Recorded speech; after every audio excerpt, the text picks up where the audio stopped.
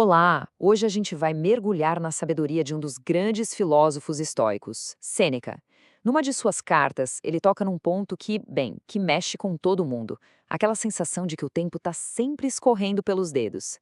Vamos dar uma olhada no que ele tem a dizer sobre isso. Para começar, uma pergunta bem direta. Pensa um pouco. De tudo que se pode ter na vida, dinheiro, bens, reputação, o que é de verdade o bem mais valioso? Aquele que, se a gente perde, já era, não tem como recuperar. Para Sêneca, a resposta é clara, sem rodeios. É o tempo. E aí vem o problema central que ele aponta.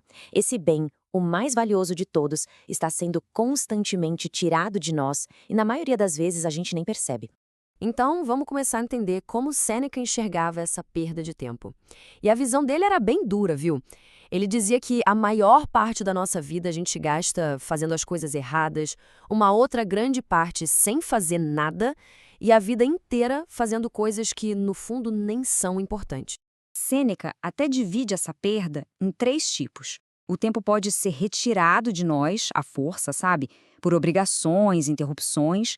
Ele pode ser furtado, quando é roubado de fininho por pessoas ou atividades que nem valorizamos, ou ele pode simplesmente escapar, deslizando por entre os nossos dedos sem que a gente nem se dê conta. E aqui está o ponto-chave. Para Sêneca, a perda mais trágica, a mais lamentável, não é a que nos impõe de fora. É aquela que a gente mesmo permite por puro descuido. É a perda que vem da nossa própria falta de atenção com esse recurso tão finito. Ok, então se o descuido é o grande vilão, qual é a causa raiz disso? Sêneca vai direto ao ponto. O culpado não são os ladrões de tempo lá fora, mas a nossa própria negligência. É o jeito como a gente pensa, ou melhor, como a gente não pensa, sobre o tempo que está no centro de tudo. E olha só que paradoxo incrível que o Sêneca aponta aqui. Vamos comparar. Com o dinheiro, a gente é super cuidadoso. A gente conta cada centavo, protege, não empresta para qualquer um. Agora, e o tempo? O tempo a gente entrega de bandeja para quem pede, sem nem pensar. A gente nunca cobra de volta o tempo que nos tomar. Mas por que a gente é tão descuidado assim? Bom, porque a natureza do tempo é diferente de todo o resto. É uma posse fugaz e escorregadia. Não dá para trancar num cofre. No exato momento em que a gente acha que o tem, ele já foi. Essa citação aqui resume perfeitamente a frustração de Sêneca. Dá quase para ouvir o tom de voz dele, né? Ele olhava as pessoas adiando a vida, sendo super mesquinhas com coisas baratas e substituíveis, mas esbanjando a única coisa que jamais poderiam ter de volta: o tempo. Certo, o problema está bem claro. Mas o Sêneca não era de só apontar o dedo, ele trazia a solução. E a segunda parte da mensagem dele é justamente sobre como a gente pode sim tomar as rédeas do nosso tempo. E tudo, absolutamente tudo, começa com o poder do presente. E aqui está a orientação prática. É o antídoto para a procrastinação e para o desperdício.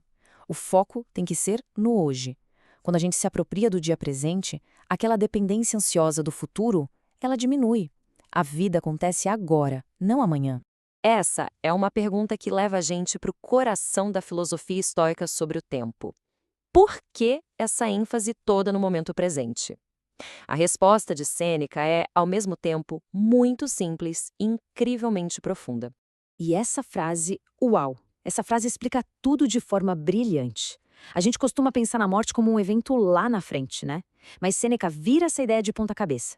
Ele diz que todo o tempo que já passou, todos os nossos ontens já pertencem à morte. Já se foram, para sempre. A única coisa que a gente realmente possui é este instante, este momento fugaz que estamos vivendo. Isso nos leva à parte final, a grande mudança de mentalidade que Sêneca propõe. A questão não é apenas quanto tempo temos, mas como vivemos esse tempo. A ênfase muda totalmente da duração para a profundidade da experiência. Usando uma metáfora muito poderosa, Sêneca nos alerta contra a espera. Ficar esperando chegar ao fim da vida para começar a viver de forma sábia é como esperar o barril de vinho chegar no fim para só então começar a beber a melhor parte. No fundo, o que sobra é só borra. Então, o ponto crucial não é se resta muito ou pouco tempo, mas sim a qualidade que a gente dá para ele. É sobre viver com propósito, com atenção, fazendo cada momento valer a pena, em vez de só ficar contando os dias que passam. Sêneca termina sua carta para o amigo Lucílio com uma despedida que é, ao mesmo tempo, simples e muito poderosa. Mantenha-se forte, mantenha-se bem. É um lembrete de que usar bem o tempo não é só uma questão de filosofia, é um ato de força, de bem-estar pessoal.